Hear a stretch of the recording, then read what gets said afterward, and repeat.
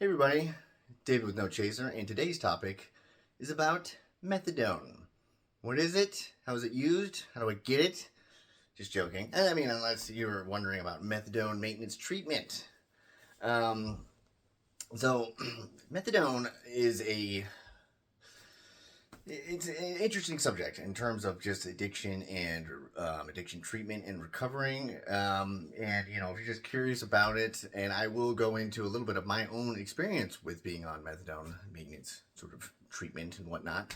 But just a little backstory: methadone was created in the 1930s in Germany.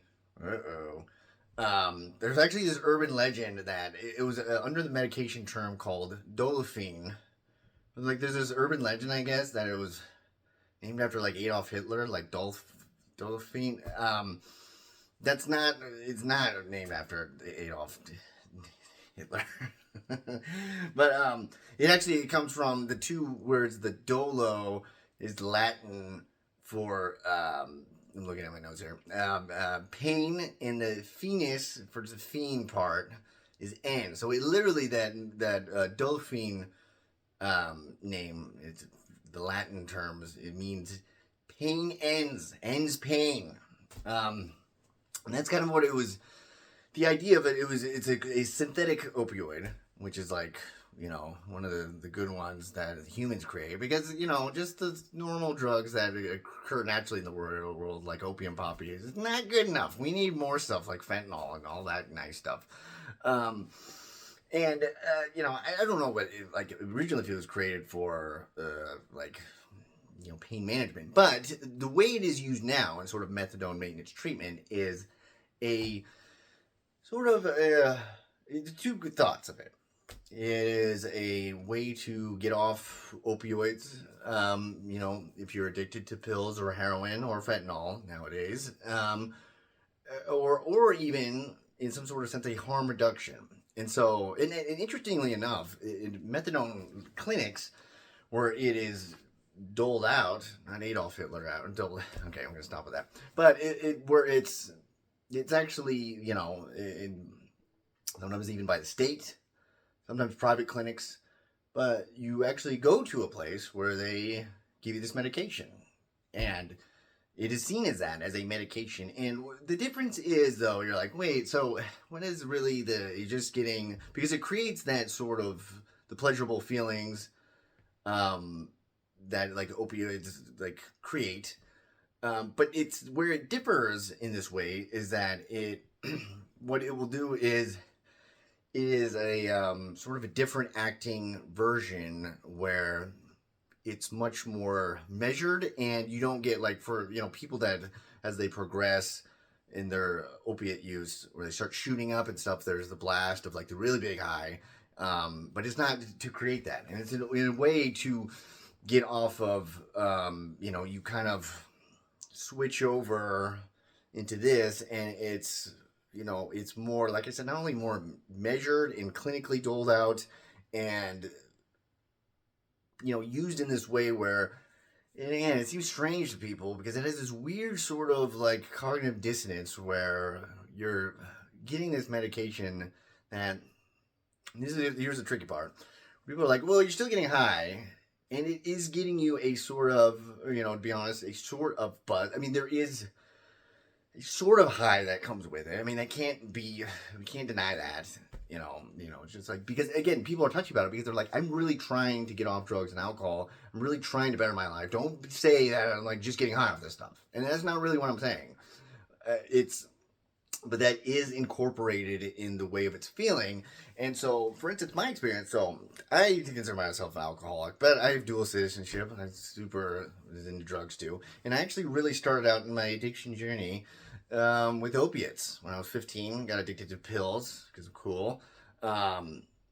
And I went to treatment, was sober for a little bit, and then relapsed, and then I was just like, I couldn't get off of it, so I was like, well, let's try this old, I'm cool, I'm with it, try this old methadone clinic thing, because I just couldn't, I mean, again, this is one of those things where this is where it gets into interesting territory. Where it's like I was thinking to myself, I can't stop completely. I can't really afford to try to go to treatment again and take that like time out of my life, and I don't. I have to just kind of try to like function and get by, and that's where a lot of this like comes into people's lives, where they're just like, I can't do these sort of like really like involving measures to try to stop this the pure abstinence way, and many people have like tried over and over again to stop doing the like just the cold turkey thing. So I'm gonna try this route, and so I went to this clinic, and it felt strange. Where now I don't know how, like, this is not to say this is how all clinics work. This one I went to was sort of like you can get on it with like Medicaid, and like I don't know exactly if it's like state funded in a sense, but your sort of state insurance, health insurance, like I don't know if you want to be crass about it, you can say the poor people can't have it, I guess they deserve health care. I was certainly poor, still am, but I went to this place, and they had it to where it was an attempt truly to be like, hey, this is not just another way to get high. We're not just giving you drugs. I would go to this place, and they would actually drug test you. And in this weird way, you had to test positive for drugs, but only one drug, for the methadone. And they would drug test you to see if you were testing. Now, they wouldn't just like kick you off if you like, hey, you're still using harder drugs again, but what they would do is they don't just like you show up and they give you like 30 days of pills and you have at it. It would actually take it as a liquid, and you go, you'd be like, hey bartender, nurse, take the drink and be on your way. And you have to show up every morning. There's like a window of time that you go to this place, and you would take this medication, and then over a certain amount of time, like if you were showing that you were just taking the methadone and you were like on the program and stuff, and some people like sometimes they would incorporate recovery meetings in they would sponsor them, or you'd have them, and they track them, and they'd give you like take homes, like little here's your pack the oranges and the Capri Suns with your bag of methadone, but they give you take homes to so you would take with you, so you didn't have to go to the clinic as often, and they'd more entrust you with it. And it would be a sort of, they would figure out your sort of taper. And in a way, like usually when people are like detoxing from like hardcore opiates, they'll do a certain taper like this, where it'll be over maybe 2 weeks, maybe sometimes 8 days, maybe sometimes a month, sometimes in treatment, where they start at a certain point and then they just slowly cut you down. But at methadone mandate clinics, they would set you at a certain level depending on your tolerancy. Now, you could lie and be like, oh, super using all the drugs so you can get a higher dose. But I mean, again, a lot of this stuff is based on your own testimony and based on like how much you actually want to like stop, what you want to do with it. And like I say, the interesting thing was I had found out that people that that weren't quite opiate addicts, they were also addicted to like methamphetamines or crack or alcohol, would go to this place to have something, because again, there was a sort of manageability factor where, like when I was going there, I would take it in the morning, take my little multivitamin of medically prescribed drugs, and but I was able to function.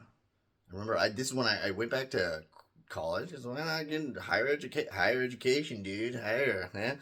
Or I would I was starting to work, and my life really did improve in this way. And it was this weird sort of feeling where, again, when I go back to the idea of tapering, where they would set it, and it would, instead of like being over, we're talking, okay, this would be over a week, 2 weeks, a month, maybe years. And maybe you'd be on this thing and you'd be on it for a year and you wouldn't even start to taper. And this is where, like, again, there's a sort of controversy or like disagreements of thought about it, where like some people will just be on it years, and sometimes people will be on it to where maybe there's not exactly like a taper anywhere in the future in mind. That they'll just be on this, but in this sense though, you get the tolerance to that, and maybe you already have a tolerance, so you're not really getting high, but your tolerance matches it, so there's no longer a buzz, so you're just feeling normal. And then the issue is that if you get off of it, just cold turkey, you will go through withdrawals as if you were like doing heroin or fentanyl or anything else like that. In fact, I remember I had gotten off methadone, not through a taper, through a really bad overdose. I was taking methadone, and then my life did improve, and then I started drinking again, and that was bad because again I got used to it, so I like almost forgot that methadone was in my system. So when I started drinking alcoholically, I would almost have this chemically induced narcolepsy because I still had methadone in my system. It didn't feel like it, but like there's still a good amount, and so I would just pass out, and it was really really bad. And so I went to the hospital and then went to the psych ward. Super cool, awesome time of my life. And they just cut me off. And the withdrawals were, whoa. Like they talk about methadone gets in like your bones and like in your bone marrow. And it was brutal. But I got off it that way. And in this weird sense, even though I totally did it in this unorthodox way and it would just seem like, well, that was a wayward, terrible experience. I'll admit, who is to say what would have happened if I tried to just go full abstinence again at the time? But it was helpful. I did get my life back on track. Like I did, I was addicted. I still am addicted. I can totally do pills and opiates now. But at the time where that was my main drug of choice, alcoholism was going to be the main one for a while. And so I eventually, I started drinking alcoholically again. But for that time, I was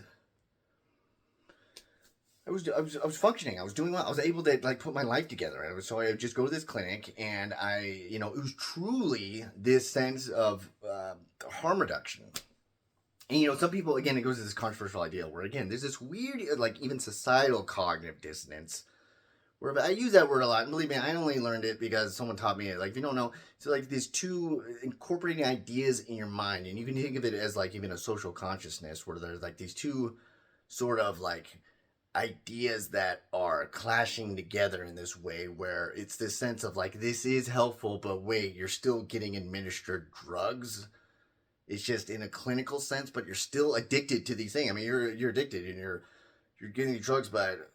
And so it was this weird sense where I was putting my life back together. And like you talk about harm reduction for society, like, one of the stats I looked up was that just like incarceration at the very least, like if you're talking about just incarcerating people for like drug possession and stuff, at the very least, it's like $24,000 per person a year. Don't super quote me on what it might be. Don't be like, yeah, it's actually this much or less or more. This is roughly around that. The average, what they put for like a person just on this methadone maintenance treatment is like $4,700. Now, this is not to say many people totally aren't fine on the methadone program. They're taking it and then they still use other drugs, and like some people just get on it and they sell it and they use a different drug of choice, and totally. I mean, just how people be. They just messing with the whatever they can, and we're not even like doing it intentionally, like maliciously. They're just drug it's alcoholics. They can't stop, and that's not enough because again, it's not giving you that high that you're truly addicted to. It's just this sort of this measured one that's just like, again, here's that interesting word where you can be functional. You're not getting like plastered blood, like you're not like dipping out and nodding out in your car when you're driving. You're not shooting up. You're not doing any of that stuff. But like most people and most like studies suggest for long-term sobriety, abstinence is the best policy. It's kind of like the opposite of what I think of sex education. It's like abstinence is the best, but people think of it that way. But again, not everybody's journey is the same, and sometimes truly in this way, and this is like the philosophy of harm reduction, you just kind of have to meet people where they're at. They're not able to just go to treatment, and they're not able to go through the process of detox and withdrawal in a just insanely hard like first couple of months of early recovery while they have to work and support their family and do this other stuff. Like they can't do that. Like it is not feasible. And again, a lot of people will say like, no, you can't say that. Like you're already cutting people short. But it's just, I don't know, man. Like sometimes it's not.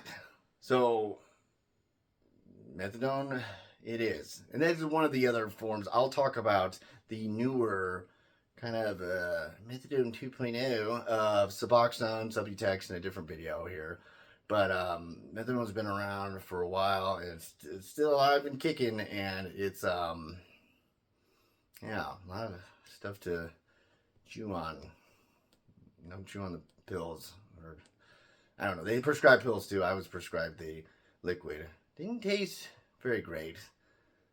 Felt good. No, that's bad. Bad thinking. But anyways, if you like these videos, like, subscribe. A lot more of them are about like personal experience and stuff like that with addiction and recovery. Some of them will be educational, like this. I have descriptions and stuff in the video description about my podcast, about a book I have. Check that out. If not, thanks for watching. And other than that, be well.